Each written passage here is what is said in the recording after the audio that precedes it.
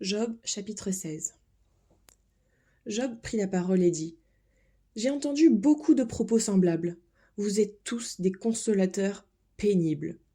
Quand finiront ces discours qui ne sont que du vent ? Pourquoi cette irritation dans tes réponses ? Moi aussi, je pourrais parler comme vous si vous étiez à ma place. J'alignerai des discours contre vous, je hocherai la tête sur vous, je vous fortifierai par mes paroles, le mouvement de mes lèvres vous apporterait du soulagement. Si je parle, ma souffrance n'est pas soulagée. Si je me tais, elle ne s'en ira pas loin de moi. Maintenant, hélas, il m'a épuisé. Tu as dévasté tous les miens.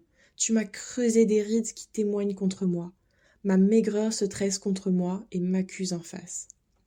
Sa colère me déchire et s'attaque à moi. Il grince des dents contre moi.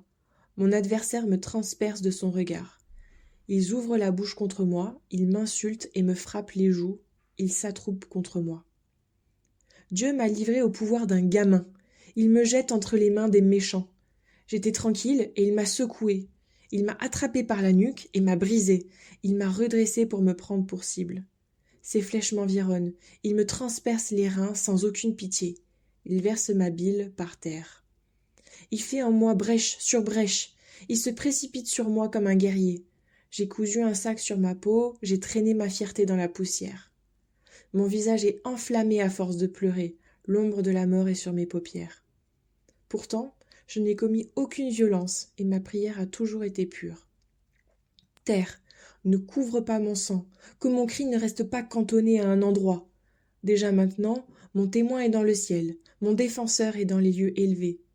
Mes amis se moquent de moi ? C'est Dieu que j'implore avec larmes.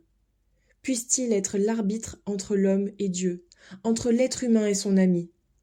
En effet, encore quelques années seulement, et je m'en irai par un sentier d'où je ne reviendrai pas.